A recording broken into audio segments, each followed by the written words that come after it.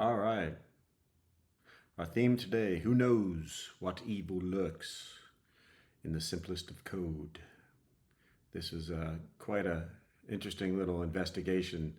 It didn't start out as an investigation. It's thrust itself on me. And I was working again, as I said, on the simplest of code, borrowed from this wonderful blog piece by Plague Fox. And it's about Flutter isolates programmed via ClojureDart, not Dart, but ClojureDart compiles to Dart.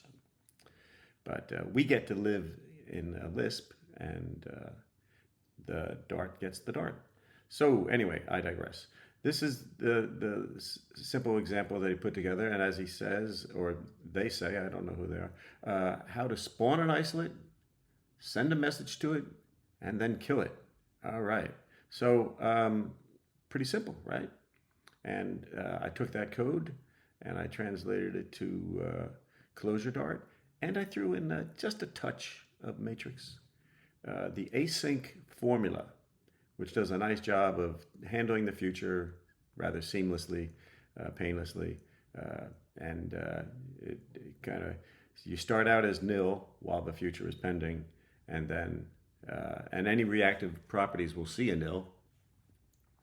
And then when the future gets resolved, the dot then handler injected by the matrix takes the resolve value and repopulates the same property, ISO. So in the past, I did two properties to handle futures, one resolved and one then wrote to another second property. Too much trouble. So now we do it all in one. If we want, we can still use the other approach if you get at something a more sophisticated requirement. But for now, we have just to get this little simple example out. I said, let me just use my little quickie async true capability here, and we're actually going to be able to see that in action, because what I'm doing here is I'm printing out the new ISO.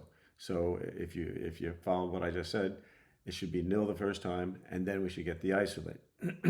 And then down here, I got another diagnostic that says, okay, just to show that we are going end to end, that we killed it. Okay, so let's go over here and see what we got. All right, so we got 8 processors. Isn't that nice? And we're going to need that for an isolate. So this is running on a sim, but the sim is going to, or the sim will have virtual processors for the isolate to be able to run in parallel. And what we see is the factorial code runs. That's the worker, right? So here's our worker function, printing out the factorial.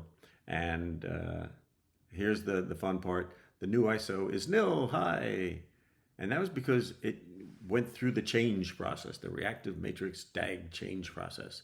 And then it went through the next process when the future got resolved. Hey, now I've got the isolate. And then we go over here. And this code simulates the same thing as the original Dart. It does a wait for a second in order to let the function run, to let the isolate run, and then it kills it. Now, the first thing that we might notice, and this was the first little blip in our who knows what, is that the factorial, if we look over here, we see factorial 2, 3, 4, 5, it's running. The isolate is running, it's executing our function. Then we get back the future. So when we spawned it, it took off like a bat out of hell and executed the function. We're sitting here, look what we're doing. We're doing, let's await. Now maybe the Dart version works differently. I don't think so. So why are we awaiting? We don't have to wait. It's already finished by the time we get to it. And now we're going to kill it. Okay, so that's fine, I guess. But it's already finished. But okay, now we kill it. So that was. I kind of just shrugged off the fact that the function overrun, and I was actually more concerned about this, which is totally pointless. The debug name. I was tired of. I now have 20 examples of isolates cloned all over the place. I always have debugName my isolate, which just gets copied over for no reason. So what is this doing? Well, if we look at the output, when we do get an isolate and I print it out, it says instance of isolate. It doesn't show the debug name. So why, well, let's see the debug name. Let's come down here. And I gotta concentrate because I'm such a bad typer. Boom shakalaka. Okay. Boom. Okay. So we got an error here. Debug name. Unhandled exception. Null is not some type of string. What is wrong with you? So, and it's not saying that debug name doesn't exist as a method. It says, huh, wow, that didn't go very well. Let's, so much for debug name, right? Let's take this, let's put it in the worker. Just curious. Okay, so worker sees. You got to work hard on your debugs. And worker sees. And now, what am I going to do for the isolate? Well, here's an inside tip. The isolate package has the class has a static method that any code anywhere could just ask for, hey, what's my isolate? And by the way, main actually is in an isolate. It's in the main isolate. So let's see what happens here. Okay. Oh, the worker sees my isolate. Oh, okay. So debug name works, but then we come down here, and boy, still doesn't debug name still doesn't like it. What's going on here? Have you figured it out? I kind of had worried about this, but what we're going to do first before we start investigating further is just improve our diagnostic by using a little utility that I had pre-prepared, I confess. And what it does is if you just give it a tag, it'll grab isolate.current. If you give it a tag and an ISO, it will try to grab the debug name. If it gets an error, it will say dead ISO. Okay, so let's put this bad boy to work. Now up here, I'm already using it, so I'm just going to say the tag. All right. Down here, I've got the actual ISO. So I'm going to say, okay, good. And dbg ISO. Now here's where I was trying to use, yeah, so that's not going well. And bam. All right. So, okay, so we got no more back traces. And what we're seeing is, whoa. So we've got an isolate. We had an ISO, right? I'll show you, just to prove it.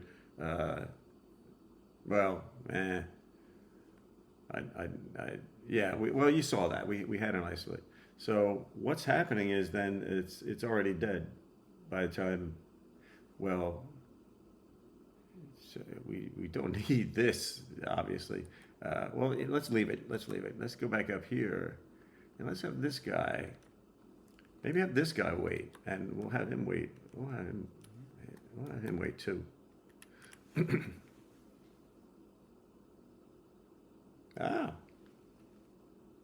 So. Oh, okay. Now let's try taking out the wait. Oh, okay. So if you see what, even without the wait, we're going to get the same output. And why is that? Why do we see? Boom.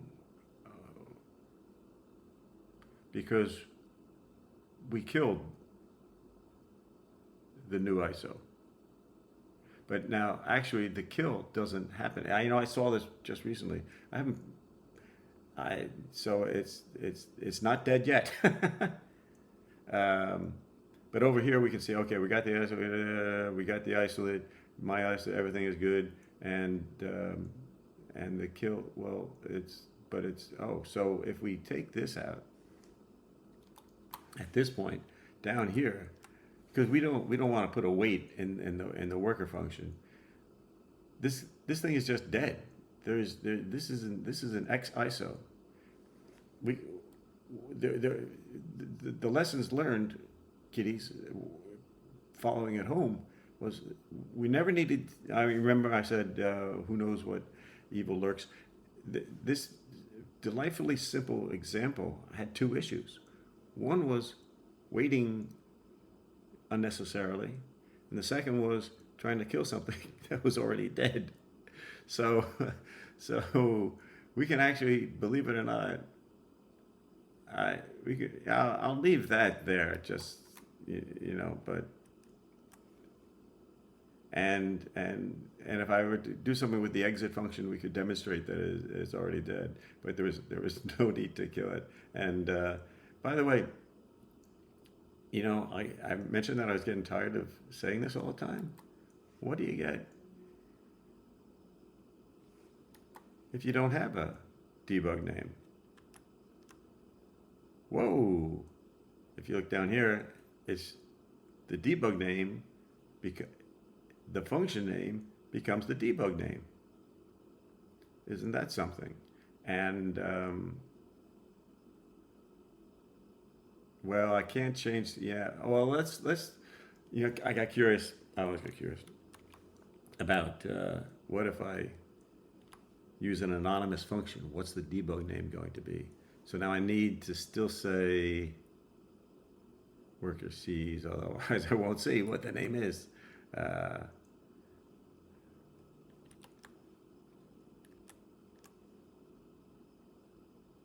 Okay, so if I make it an anonymous function, it tells me that the name of the debug name of the isolate. What if I hey anon name? That's an interesting contradiction in terms. Okay, so if I'm down here now, okay, so it still cobbles together a name. This is probably the Dart compiler. The ClojureDart compiler is probably doing this. So okay, so what we've learned is that we started with an incredibly simple piece of code that had two issues. It was waiting for no reason, and it was killing something that was already dead. So and it was such a simple. I just love that. I just love that. You take something so trivial, and you know what? There are problems all over the place. What we do is hard. Code is brittle and unforgiving. But thank God it's rigid and predictable. Otherwise, we wouldn't be able to do a thing.